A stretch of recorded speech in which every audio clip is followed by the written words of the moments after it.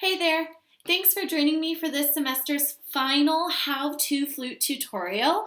This week we are covering hand position. And the reason why I want to cover this is because I feel as if too many flutists go way too long without learning how to properly hold their instrument. The first thing we're going to cover is the 3 points of balance. If you've never heard this before, have no fear, a lot of people are in your position. Essentially, what we want to know is that you can hold your instrument with only 3 balance points, right?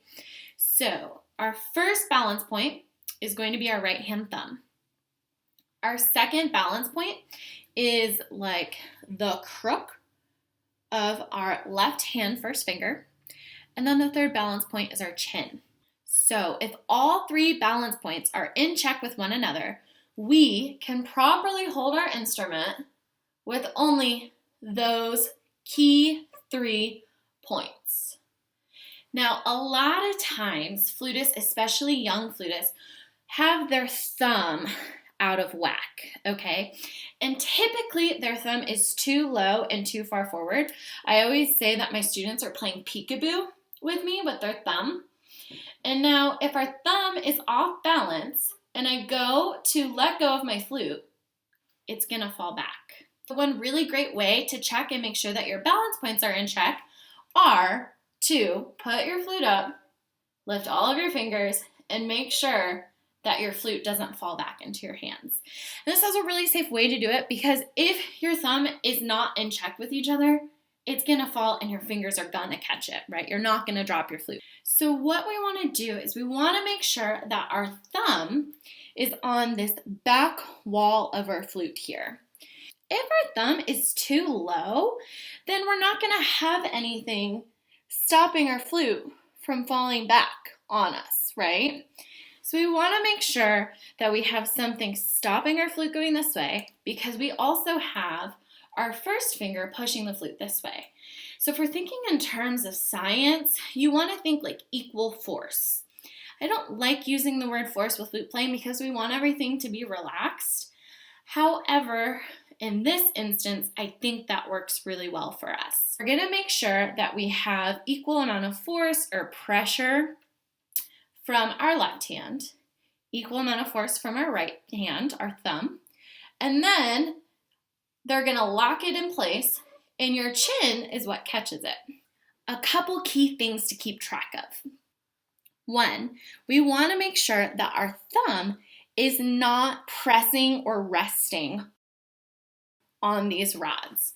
We wanna make sure that we're not adding any extra pressure or stresses to our instrument that are gonna need a repair eventually. So we need to make sure that our thumb is below the rods.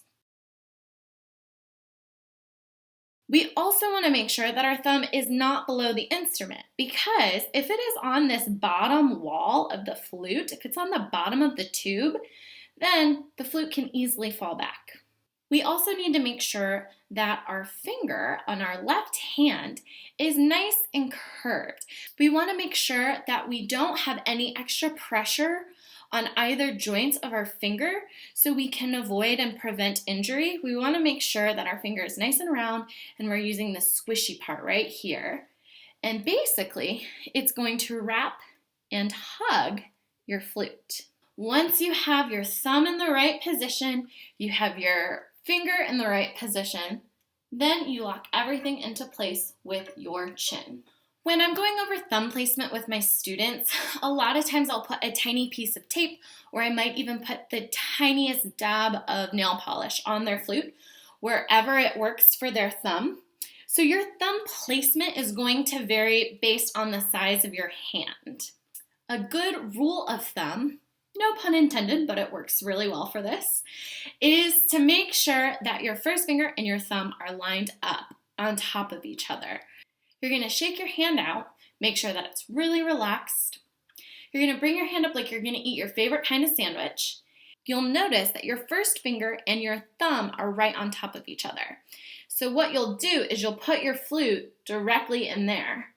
And as long as your thumb is on this back wall of the flute in some capacity and might be a little bit closer to the head joint, might be a little bit closer to the foot joint. It's whatever works for you naturally. And then that is a good placement for you. We want to make sure that we don't have any tension right here in our hand when we're playing, because any sort of tension over a long period of time is going to result in injury, and it's going to result in pain when we're playing. And we never want to be in pain when we're playing our instrument. So we need to make sure that wherever we place our thumb, make sure that this part of the hand is nice and relaxed. So you don't want to have your thumb too far out where you have to come underneath the flute. And you want to make sure that you don't have it too far over that you're pinching and clenching here. The best way to check your balance points is to go ahead, put your flute up like you're going to play, and then lift all of your fingers up and make sure that the rods are not supported by the hand, okay? Sometimes the hand will come in and people will try to like sneak support the flute like this. We do not want that, right? Because if you have your hand supporting the rods, that's an extra balance point, and we only need those 3. So you're going to come up, you're going to make sure that all of your balance points are in check. If they're not in check, have no fear. It just means that your flute's going to fall back into your hand and you'll be able to catch it. I promise you won't drop your instrument on the ground. Once you have your 3 points of balance in check, we want to make sure that we have nice curved round fingers. And our goal is going to be whenever we move our fingers to make sure that the fingers do not lift off of the keys. So you can move these keys without actually having your fingers lift from the keys themselves. Easier said than done. A couple ways to practice this. Number 1, you're going to have to do it in front of a mirror or in front of a camera, but you want to make sure that you are looking at your fingers. I like to practice this with Tafnel and Gobert number 1, where we're just doing 5-note patterns within all of the different keys. So you're going to get up close and personal with your camera or your mirror, and you're going to focus only on fingers. You're going to make sure that your fingers are nice and round. You're going to make sure that they're nice and even. And you're going to make sure that when you lift them up, they're not actually leaving the key itself.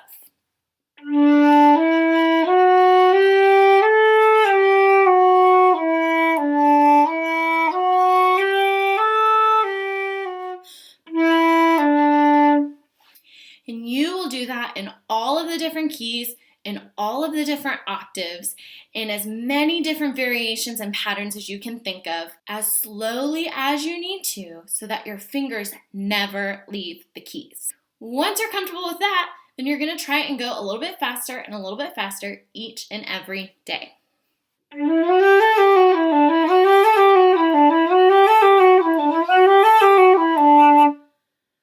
You'll notice that time that my fingers came a little bit off of the keys as I started to speed it up. That's normal. That is going to happen. The goal is to keep your fingers as close to the keys as possible. As you're practicing these ideas, obviously you can practice them in your warm-ups. You can practice them with your long tones. You can practice them with your trills. That's a really great way to practice your finger height and make sure that you can move your fingers super fast without making them fly off the keys. You're also going to want to practice this in your repertoire. So find the most challenging technical passage in the music that you are working on in the moment and practice it as slowly as you possibly can, focusing on not letting your fingers leave the keys. An example of this for me right now in my studies is the 3rd movement of the Ibert Concerto. I'm going to take a scalar passage that is really, really fast, and it's running triplets, and I'm just going to play it very slowly, focusing on not letting my fingers leave the keys.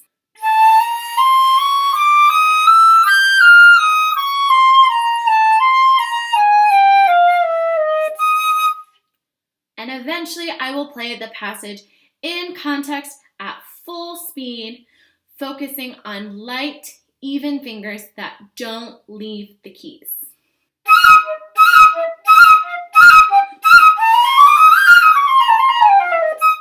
And so you'll notice, again, there were some fingers that weren't perfectly connected to my keys all the time, But overall, my fingers stayed really close to the keys. They stayed super even and consistent. They were nice and round and fluid, and I was able to let my air do all of the work while my fingers just flew on top.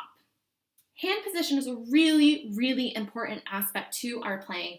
Yes, I know we need to talk about tone. I know we need to talk about air and vibrato and musicality and expression.